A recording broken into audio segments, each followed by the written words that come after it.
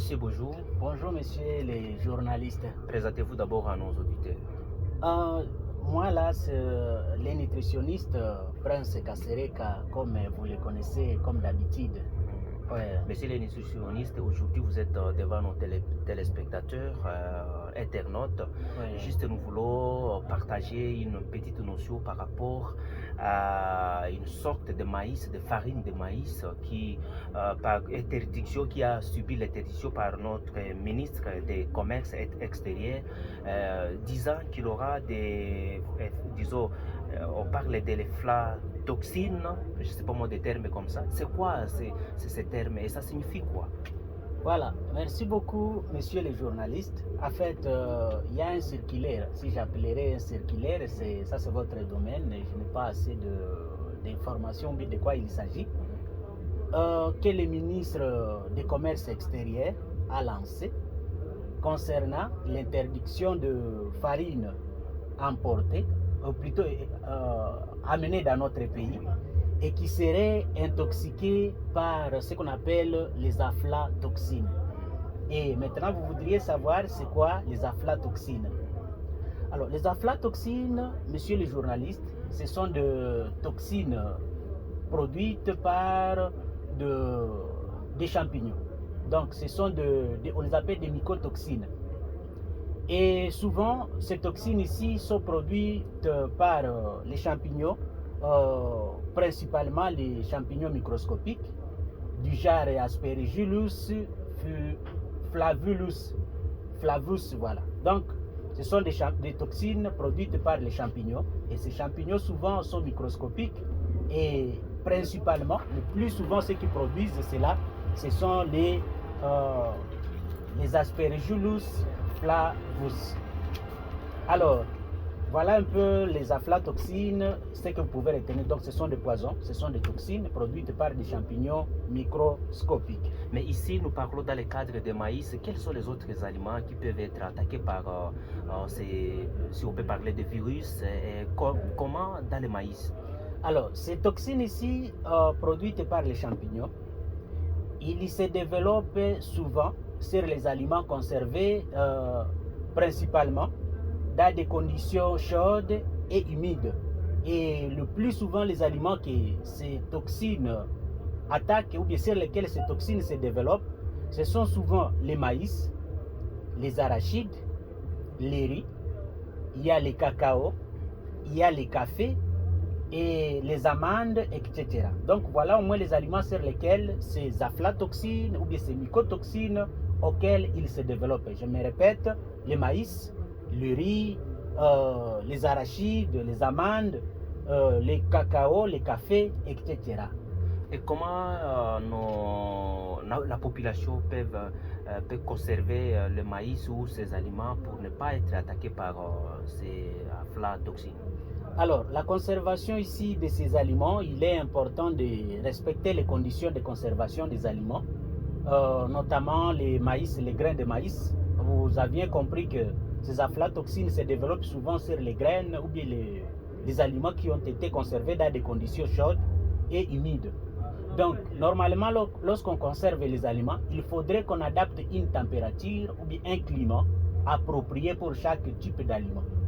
Et cela, ça devrait permettre ou ça devrait empêcher la multiplication, bien le développement de ces aflatoxines dans certains aliments. Donc, on devrait respecter les conditions de conservation des aliments et notamment les graines ou les grains. On devrait les conserver soit dans des températures ambiantes, sans les mettre en contact de l'humidité ni de la chaleur, mais plutôt ils devraient être dans une température là juste ambiante, appropriée pour leur conservation.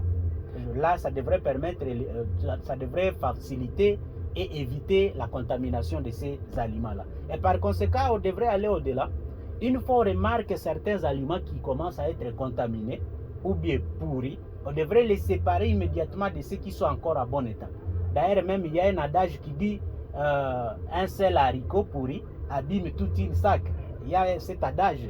C'est l'adage normalement expérimenté ou exprimé pour toujours éviter la contamination des denrées alimentaires et en fait d'éviter les conséquences énormes de ces aflatoxines que ça devrait causer sur la santé humaine, voire même sur la santé des animaux. Alors, est-ce qu'il y a une catégorie de maïs qui est plus contaminée par ces aflatoxines? Parce que nous avons consommé le maïs, ça fait des millénaires ici, on n'a pas encore entendu parler de virus. Il n'y a pas une catégorie de maïs qui peuvent être contaminés par les aflatoxines, mais normalement, c'est question de savoir comment les maïs sont conservés. Si le ministre peut parvenir à interdire certaines sortes de farines, c'est-à-dire ces farines peut-être quelque part à l'origine ont été mal conservées, et pendant qu'elles ont été mal conservées, elles ont été contaminées là même, dans leur pays producteur. Et pendant cette contamination, comme peut-être ils avaient de grandes quantités, ils veulent s'en débarrasser et amener chez nous dans notre pays. Et moi, avant peut-être d'aller là-bas, j'aimerais qu'on développe un peu d'abord les conséquences de ces aflatoxines parce que les aflatoxines-là ont des conséquences énormes sur la santé des gens. Et je pense, c'est sur base de cette conséquence que le ministre peut se baser et lancer déjà l'interdiction de ces farines de venir dans notre pays. Alors, ces aflatoxines ici causent les conséquences énormes. À l'occurrence, il faudrait savoir que ces aflatoxines ou bien ces mycotoxines sont à la base des toxicités aiguës. Et quand on parle de toxicité aiguë, c'est-à-dire quoi? Ce sont des poisons, comme je l'ai dit bien avant. Il suffit tout simplement que vous les consommiez. Et dès que vous les consommez, vous allez développer une intoxication sévère qui doit se traduire par des nausées, des vomissements, il y aura de douleurs abdominales, il y aura de fièvre, il y aura beaucoup de perturbations au niveau de l'organisme. Donc, je dis bien, il y aura nausées, il y aura vomissements, il y aura les maux de ventre ou bien des douleurs abdominales. Donc, vous comprenez que c'est vraiment des toxines qui sont tellement dangereuses. Par ailleurs, ces toxines peuvent être à l'origine des cancers. Parce qu'on nous dit que ce sont des toxines qui entraînent des cancers et raison pour laquelle on a appelé des toxines cancérigènes. Donc, ce sont des substances cancérigènes. Automatiquement, vous comprenez que du fait que les toxines là, il suffit que ça s'accumule à grande quantité dans l'organisme, ils peuvent entraîner des cancers dans l'organisme ou bien à la population. Alors, le ministre voyant tout ça, connaissant tout ça, c'est ainsi qu'il est en train de lancer l'interdiction de ces farines. Par ailleurs, ces toxines peuvent entraîner des troubles immunitaires. Ils vont affaiblir le système immunitaire, ils vont affaiblir les anticorps de l'organisme et vous serez exposé à de multiples maladies. Notamment, j'ai bien dit, l'intoxication de ces toxines entraîne des nausées, des vomissements, des diarrhées, des coliques abdominales. Vous comprenez tout ça et après, si le système immunitaire, lorsqu'il est affaibli, vous allez développer en même temps d'autres maladies parce que votre organisme n'aura plus moyen de défense. Alors, ces aflatoxines, ce n'est pas la première fois qu'ils sont remarqués dans le monde. Monsieur les journalistes, ces aflatoxines ont été toujours détectées, même dans d'autres pays, et ont des conséquences énormes sur l'économie du monde. Et d'ailleurs, j'ai essayé de lire la publication de la FAO par rapport aux conséquences économiques de ces aflatoxines dans le monde. On a dit que ces aflatoxines sont à la base de quoi? Ces aflatoxines sont à la base ou sont à l'origine à des pertes importantes économiques des denrées alimentaires dans le monde. D'ailleurs, on a dit au moins 25% des denrées alimentaires dans le monde sont souvent détruites ou sont toujours détruites à cause de quoi? De l'intoxication de ces aflatoxines. Et par ailleurs, on a ajouté même que on a détruit au moins chaque année dans le monde, on détruit au moins de 100 millions de tonnes chaque année dans le monde de quoi? Des denrées alimentaires intoxiquées par quoi? Par ces aflatoxines. Pour dire quoi?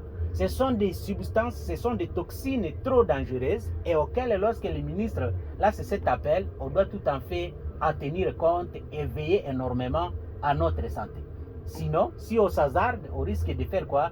De se plonger dans un pur que nous ne saurons pas comment nous en sortir. Et peut-être, pour finir, je devrais parler maintenant comment éviter, comment lutter contre ces aflatoxines. Normalement, pour lutter contre ces aflatoxines, et comme le ministre a déjà lancé un appel d'interdiction de l'entrée de ces farines, effectivement, dans les recommandations, on stipule qu'on doit acheter les marques commercialisées connues.